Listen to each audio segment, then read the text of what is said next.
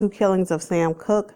It is a Netflix special, a docuseries, and we're going to jump right in. Sam Cooke was a gospel singer at first, and he would sing gospel songs. He had idols that were gospel singers that he modeled himself after, and he would go around from church to church singing. And he knew people like C.L. Franklin. He knew people like Martin Luther King because he was basically a Christian and he was singing gospel. Well, Sam Cooke had wanted to record other music like soul music, but it was a taboo to do that. If you left gospel music, it was hard to get back in. Once you left it, you couldn't come back. So he recorded his first song, and he finally came to grasp what he wanted to do, soul music. So he recorded his first song, and he changed his name so nobody would know that that was him, because he was kind of afraid to do that. It was unheard of to step away from gospel and record soul music. So that record picked up, but people were kind of confused about who he was. So he went into full-blown soul music. When he was doing gospel, he felt like he wanted to be bigger. He wanted to be better. He wanted to do just about anything. He wanted to be big. So that's when he recorded his first song. So he recorded a song called You Send Me. And that went, it did really good. And You Send Me is a old oldie but goodie. It is, in the way that he sings it, he just sings it with soul. You can hear the soul. And I love that song. Well,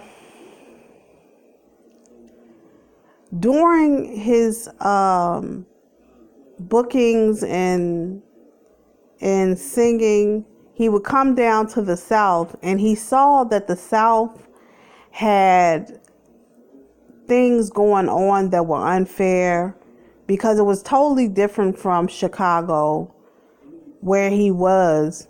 And when he went into the South, he could see that things were still segregated.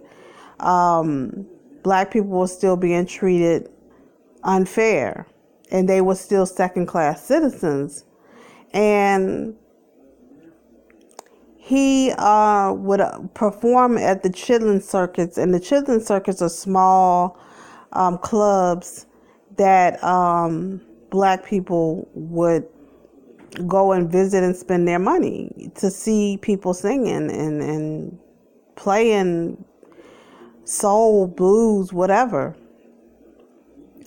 And he wanted more for Black people. He felt that something was just not right with how the living conditions were in the South. So he became friends with Muhammad Ali, and they became good friends. His manager went to his room to go and get him, because Sam Cooke sent his manager to go get Muhammad Ali. And when his manager went to the hotel room that they were staying in, he knocked on the door and he asked to see him, and they closed the door in his face. And then he yelled in the door, "Sam Cooke wants to see you." And that's Muhammad Ali's mother said, let that boy in, let him in. And that's how he became friends with Muhammad Ali. He was always at fights that Muhammad Ali had, and they were civil rights leaders. Then he met a Malcolm X. Now, Sam Cooke was a Christian. He did not become a Muslim. And at the time, this is when Malcolm X was under surveillance by the FBI. So he was under surveillance too.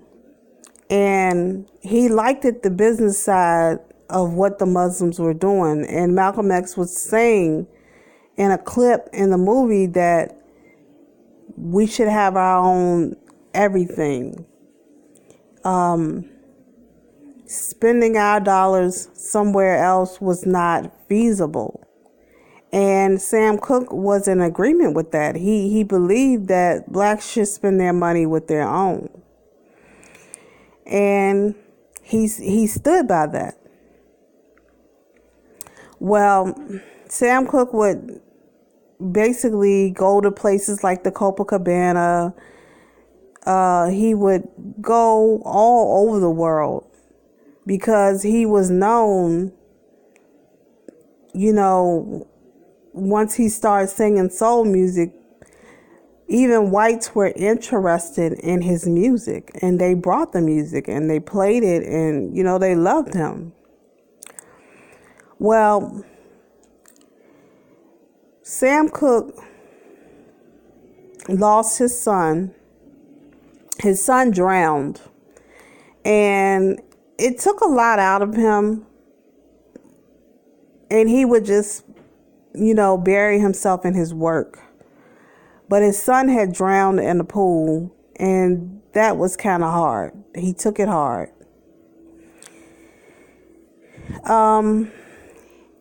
He came up with the song,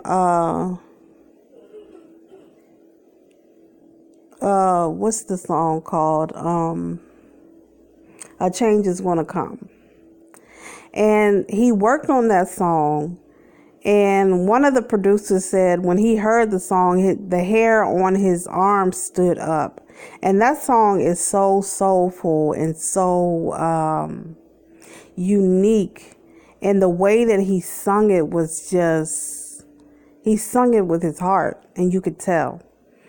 And it was based on how the South and how his people were living. And he wanted that, he said a change was going to come because of the way that his people were living. And he didn't like it. Well, Sam Cooke one day he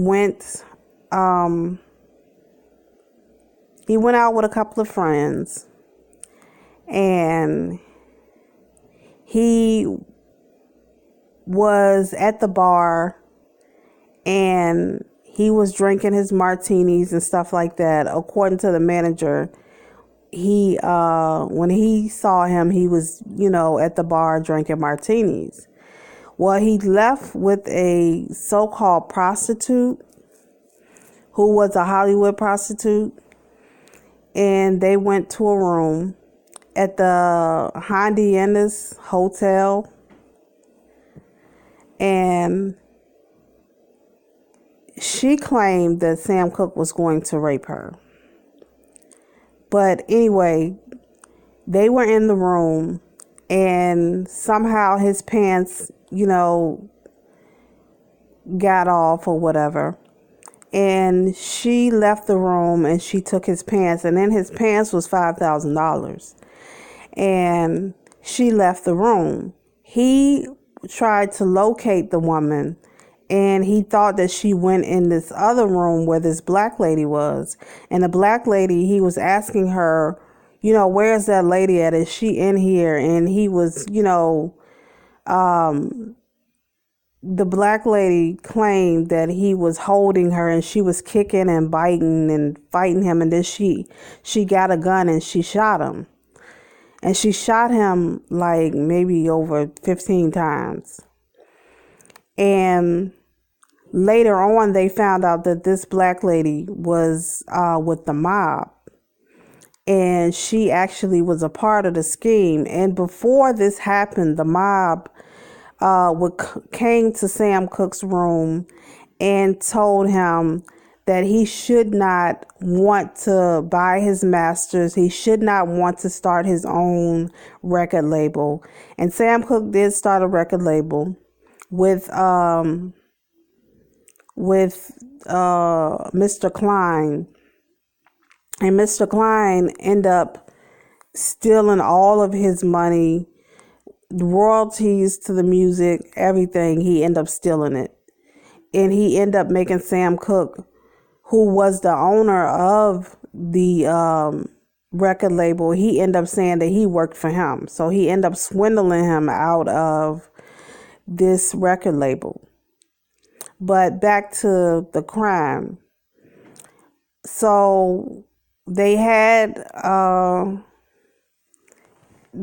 trial for the lady that killed Sam Cooke, and the prostitute said that he was trying to rape her, so she left and she took his clothes with the money in his pants.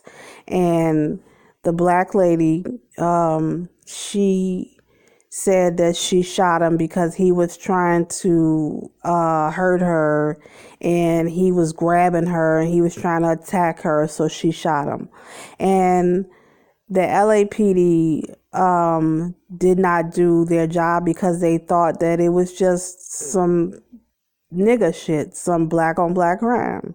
So they didn't want to get involved. And one of the journalists went down to the police station and asked what was going on, where was Sam Cooke? And the police officer said to her, "Who is Sam Cooke? Why does everybody keep calling and asking about him? He's just another Negro." And she called him an asshole, and she left. But this is how he died. He died at the hands of a black woman who actually killed him. They said that she had connections with the mafia, and that she actually was a pimp. So she was maybe this Hollywood hooker's pimp, and she killed him. And the investigation, they couldn't solve it because at the time the police did not want to investigate, and they weren't trying to investigate, and nothing got solved. But they did. The person that killed him, she admitted to killing him. So I don't think there was much to solve, because she did get on the stand and told him that she shot him. And she shot him in the head. She shot him in the chest. She shot him a couple of places. She shot him a couple of times. And Sam Cooke was a sensation. He was. And he was a civil rights activist. He felt like, that blacks and whites should come together, because he could not stand the condition of the South. This is a Netflix movie that I recommend you see. It's very informational. And Sam Cooke was a legend, civil rights leader. And he started his own label, and Bobby Womack was signed to his label, and Bobby Womack actually wrote for Bob Dylan, which are just sensational people. And he did a lot in a short time. And it's the Netflix special is called The Two Killings of Sam Cooke, because they killed a civil rights leader, and they killed a songwriter and a sensational vocalist, a gospel singer. And his life was cut short. And that's The Two Killings of Sam Cooke. So tell me what